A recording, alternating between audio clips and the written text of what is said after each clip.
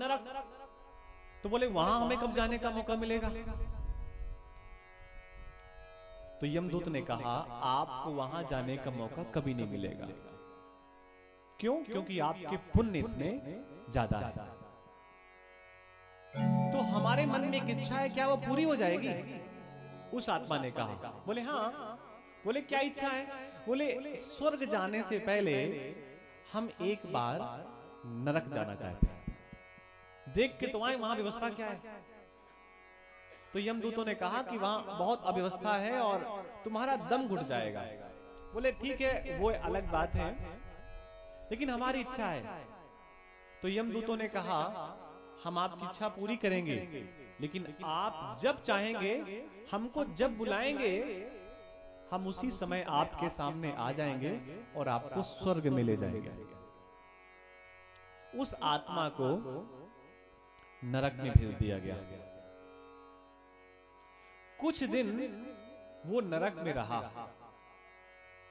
और फिर उसने स्वर्ग के देवताओं को पुकारा कि हे स्वर्ग के देवता, आप आइए, हमें आपसे बात करनी है।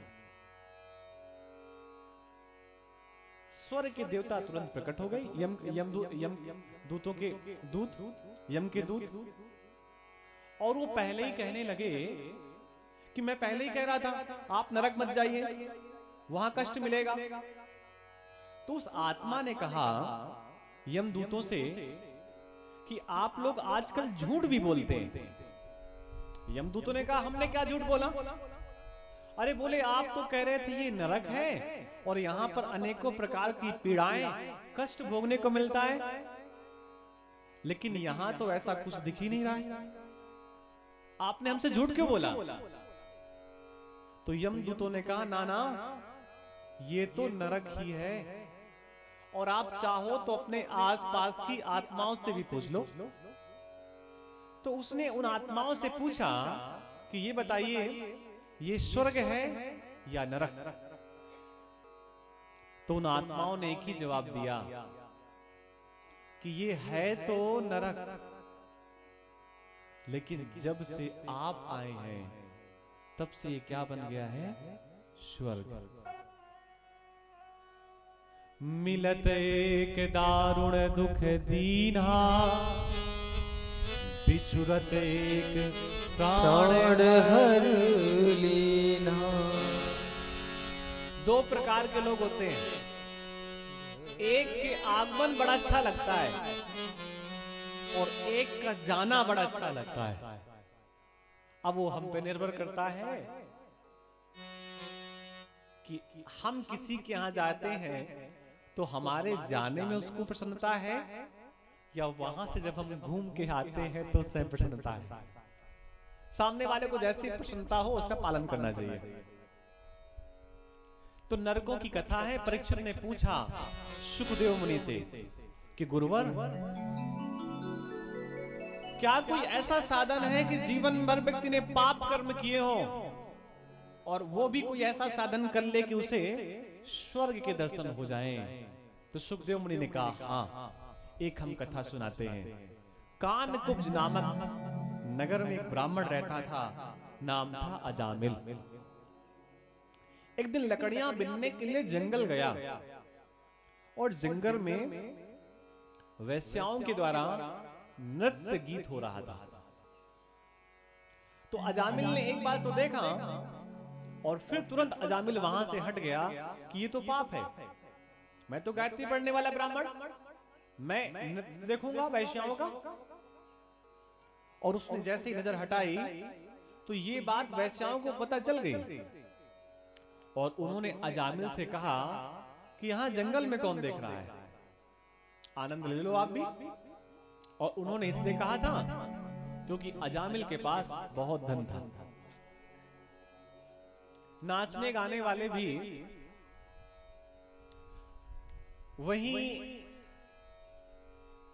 विशेष नृत्य करते हैं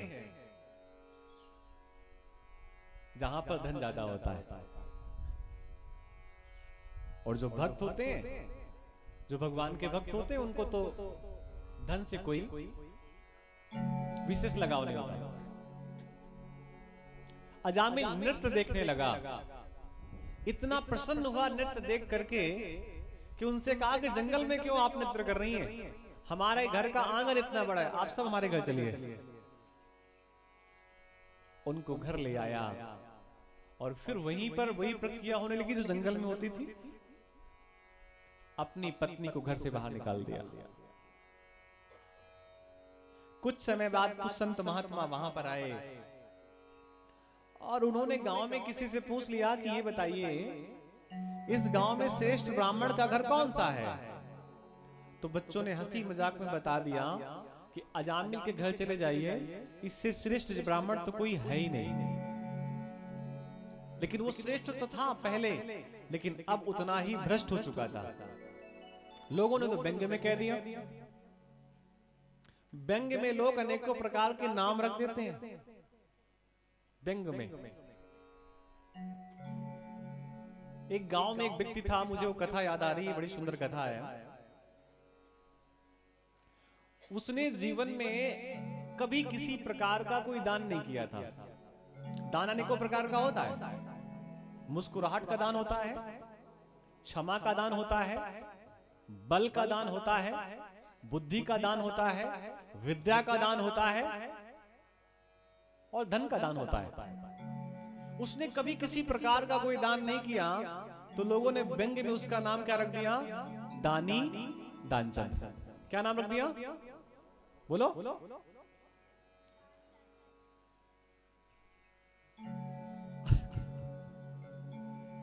और एक दिन उसकी पत्नी ने कहा अपने पति से कि स्वामी, माघ का महीना चल रहा है, जाइए गंगा में स्नान कराइए।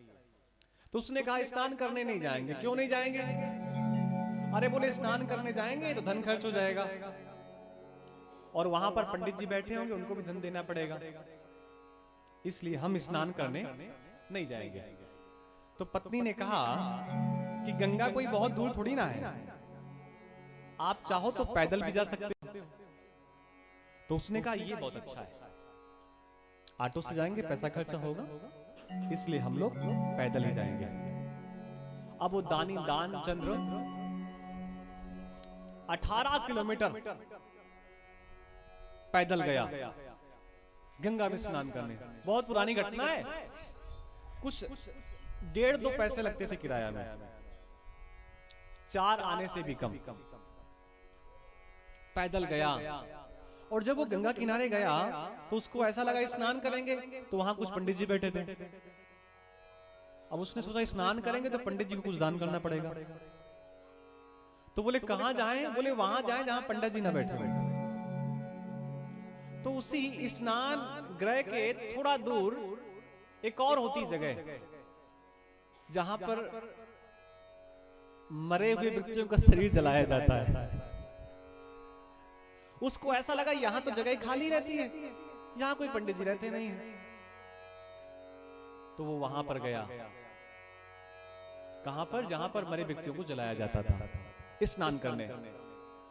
वहां पर भी गया तो जब उसे वहां कोई नहीं दिखाई दिया, आसपास बिल्कुल खाली सन्नाटा, इतना कंजूस था कि 2 पैसे खर्च ना हो, तो उसने सारा सामान नदी के बाहर रखा और गंगा में उतर गया।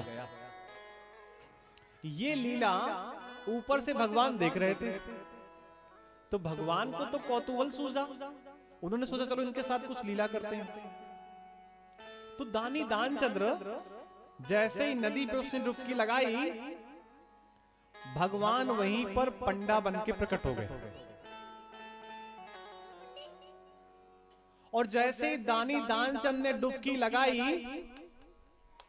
और डुबकी लगा करके बाहर निकला, तो भगवान ने कहा यजमान की जय हो।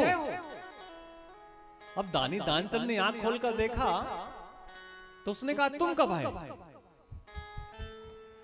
जब हम नदी में उतरे थे तब तो कोई नहीं था, तुम कहां से आए? तो भगवान ने कहा जो पंडित के रूप में थे, बोले जब आप नदी में उतर रहे थे आपने ध्यान नहीं दिया, हम यहीं पड़े रहते हैं।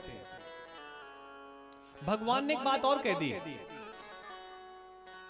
उस दानी दानचंद ने कहा कि कम से कम शमशान घाट तो छोड़ देते पंडित जी।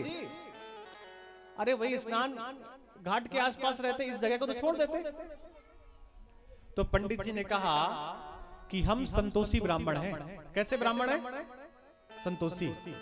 हम साल साल भर किसी के यहाँ कुछ मांगते नहीं है। और पंडित जी ने एक बात और कह दी कि आपके जैसा श्रेष्ठ व्यक्ति आता है और साल साल भर का दान एक बार में ही कर जाता है, तो हमको कोई मांगना ही नहीं पड़ता। उसने कहा आप साल भर की बात कर रहे हो, हमने आज तक जीवन में दान ही नहीं किया है।